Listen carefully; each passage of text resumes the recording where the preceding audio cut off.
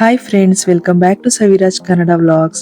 ಇವತ್ತು ನಾನು Mangaluru special evening snacks goli baje ಅಥವಾ ಮಂಗಳೂರು ಬೋಂಡನ ಮಾಡೋಣ ಅನ್ಕೊಂಡಿದೀನಿ. ಈ ಮಳೆ ಟೈಮಲ್ಲಿ ಚಳಿಗೆ ಬೆಸ್ಟ್ ಸ್ನ್ಯಾಕ್ಸ್ ಅಂತಾನೆ ಹೇಳ್ಬೋದು. ಗೋಳಿ ಬಜೆ ಬೆಸ್ಟ್ ಕಾಂಬಿನೇಷನ್ ಚಟ್ನಿ ಜೊತೆಗೆ ಈ ಸ್ನ್ಯಾಕ್ಸ್ ತುಂಬಾ ಟೇಸ್ಟಿ ಆಗಿರುತ್ತೆ. ಸೊ ಬನ್ನಿ ಇವತ್ತು ಗೋಳಿ ಬಜೆ ಅಥವಾ ಮಂಗಳೂರು ಬೋಂಡನ ಯಾವ ರೀತಿ ಮಾಡೋದು ಅಂತ ನೋಡ್ಕೊಳ್ಳೋಣ. ಮೊದಲಿಗೆ ಗೋಳಿ ಬಜೆ ಹಿಟ್ಟನ್ನ ಪ್ರಿಪೇರ್ ಮಾಡ್ಕೊಳ್ಳೋಕ್ಕೆ ನಾನಿಲ್ಲಿ ಒಂದು ಪಾತ್ರೆ ತಗೊಂಡಿದ್ದೀನಿ. ಅದಕ್ಕೆ 1 ಬೌಲ್ ಅಷ್ಟು ಮೈದಾ ಹಿಟ್ಟು ಹಾಕೊಳ್ತಾ ಇದ್ದೀನಿ. ಅದಕ್ಕೆ ಸಣ್ಣ ಕಪ್ಪಲ್ಲಿ ಅರ್ಧ ಕಪ್ ಅಷ್ಟು ಚಿಕ್ಕದಾಗಿ ಕಟ್ ಮಾಡ್ಕೊಂಡಿರೋ ಕಾಯಿ ಹಾಕೊಳ್ತಾ ಇದ್ದೀನಿ. 1 ಕಪ್ ಅಷ್ಟು ಕೊತ್ತಂಬರಿ ಸೊಪ್ಪು ಸೇರಿಸ್ಕೊಳ್ತಾ ಇದ್ದೀನಿ. ಅರ್ಧ ಕಪ್ ಅಷ್ಟು ಕರಿಬೇವಿನ ಸೊಪ್ಪು ಹಾಕೊಳ್ತಿದ್ದೀನಿ. ಆಮೇಲೆ ನಿಮಗೆ ಖಾರ ಎಷ್ಟು ಬೇಕು ಅಷ್ಟು ಹಸಿಮೆಣಸಿನ್ಕಾಯಿನ ಚಿಕ್ಕದಾಗಿ ಕಟ್ ಮಾಡ್ಕೊಂಡು ಹಾಕೊಳ್ಳಿ. ನಾನಿಲ್ಲಿ 5 ಹಸಿಮೆಣಸಿನ್ಕಾಯಿ ತಗೊಂಡಿದ್ದೀನಿ. 1 ಟೇಬಲ್ ಸ್ಪೂನ್ ಅಷ್ಟು ಜೀರಿಗೆ ಹಾಕೊಳ್ತಾ ಇದ್ದೀನಿ. ಆಮೇಲೆ 2 ಟೇಬಲ್ ಸ್ಪೂನ್ ಅಷ್ಟು ಸಕ್ಕರೆ ಹಾಕೊಳ್ತಾ ಇದ್ದೀನಿ. ಗೋಳಿ ಬಜೆ ಲೈಟ್ ಆಗಿ ಸ್ವೀಟ್ ಫ್ಲೇವರ್ ಕೊಡುತ್ತೆ. ಆಮೇಲೆ ರುಚಿಗೆ ತಕ್ಕಷ್ಟು ಉಪ್ಪು ಮತ್ತೆ ಅರ್ಧ ಸ್ಪೂನ್ ಅಷ್ಟು ಸೋಡಾನ ಆಡ್ ಮಾಡ್ಕೊಳ್ತಾ ಇದ್ದೀನಿ. ಇವಾಗ ಈ ಮಿಶ್ರಣನ ಒಂದ್ಸಲ ಚೆನ್ನಾಗಿ ಮಿಕ್ಸ್ ಮಾಡ್ಕೊಳ್ಳಿ.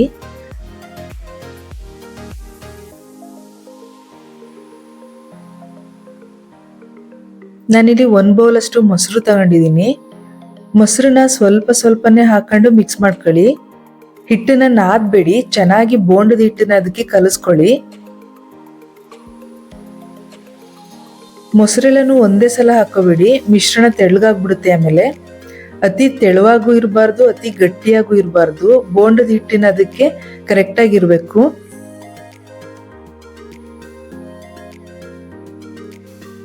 ನಿಮ್ಗೆ ನೀರಿನ ಅವಶ್ಯಕತೆ ಇದೆ ಅಂದ್ರೆ ಮಾತ್ರ ನೀರು ಹಾಕೊಳ್ಳಿ, ಇಲ್ಲಾಂದ್ರೆ ತುಂಬಾ ತೆಳ್ಳಗಾಗ್ಬಿಡುತ್ತೆ.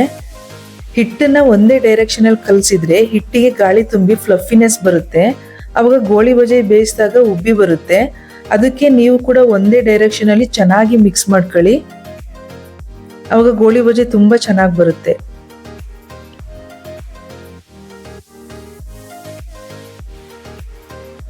ಹಿಟ್ಟನ್ನ ಚೆನ್ನಾಗಿ ಮಿಕ್ಸ್ ಮಾಡಾದ್ಮೇಲೆ ಕಮ್ಮಿ ಅಂದ್ರೆ 2 ಗಂಟೆ ಕಾಲ ನೆನೆಯೋಕ್ ಬಿಡ್ಬೇಕು.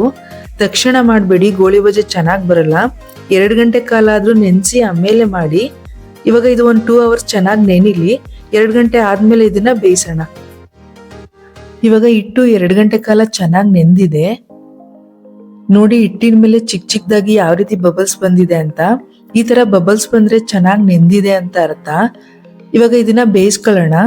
ಸ್ಟವ್ ಮೇಲೆ ಒಂದು ಬಾಣ್ಲಿಗೆ ಎಣ್ಣೆ ಹಾಕ್ಬಿಟ್ಟು ಬಿಸಿ ಮಾಡ್ಕೊಳ್ತಿದ್ದೀನಿ. ಇವಾಗ ಮತ್ತೊಂದ್ಸಲ ಹಿಟ್ಟನ್ನ ಚೆನ್ನಾಗಿ ಮಿಕ್ಸ್ ಮಾಡ್ಕೊಂಡು ಎಣ್ಣೆ ಬಿಸಿ ಆದ್ಮೇಲೆ ಒಂದೊಂದಾಗಿ ಬೋಂಡನ್ನ ಯಾವ ರೀತಿ ಎಣ್ಣೆಗೆ ಬಿಡ್ತೀವೋ ಅದೇ ರೀತಿ ಗೋಳಿ ಬಜೆ ಹಿಟ್ಟನ್ನ ಎಣ್ಣೆಗೆ ಸ್ವಲ್ಪನೇ ಬಿಡಬೇಕು.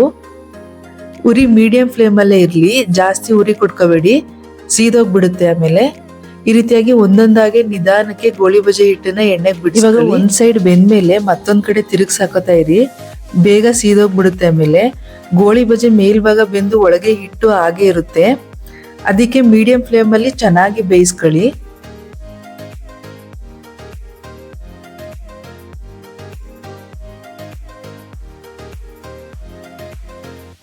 ಗೋಳಿ ಬಜೆನ ಗೋಲ್ಡನ್ ಬ್ರೌನ್ ಬರೋವರೆಗೂ ಬೇಯಿಸ್ಕೊಳ್ಳಿ. ನೋಡಿ ಇವಾಗ ಇದಾಗಿದೆ. ಇವಾಗ ಇದನ್ನ ತೆಕ್ಕೊಳ್ಳೋಣ.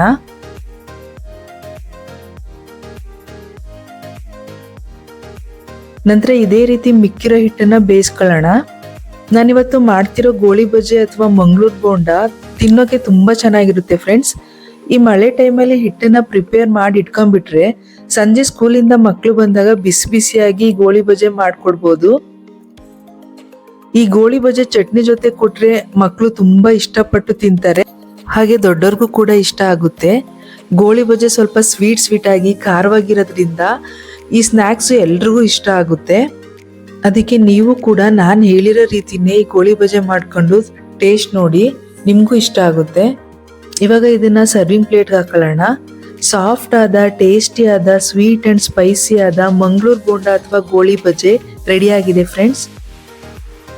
ಇವತ್ತು ನಾನು ಮಾಡಿರೋ ಈ ರೆಸಿಪಿ ನಿಮ್ಮೆಲ್ಲರಿಗೂ ಇಷ್ಟ ಆಯ್ತು ಅಂತ ಭಾವಿಸ್ತೀನಿ. ದಯವಿಟ್ಟು ನನ್ನ ಚಾನೆಲ್ನ ಸಬ್ಸ್ಕ್ರೈಬ್ ಮಾಡ್ಕೊಳ್ಳಿ ಅಂತ ಕೇಳ್ಕೊಂತ ಈ ವಿಡಿಯೋನ ಇಲ್ಲಿಗೆ ಮುಗಿಸ್ತಿದ್ದೀನಿ. ಮತ್ತೆ ಮುಂದಿನ ವಿಡಿಯೋದಲ್ಲಿ ಸಿಗೋಣ ಫ್ರೆಂಡ್ಸ್. ಹಾಗೂ ಲೈಕ್, ಶೇರ್, ಸಬ್ಸ್ಕ್ರೈಬ್ ಮಾಡೋದನ್ನ ದಯವಿಟ್ಟು ಮರಿಬೇಡಿ ಫ್ರೆಂಡ್ಸ್. ಧನ್ಯವಾದಗಳು.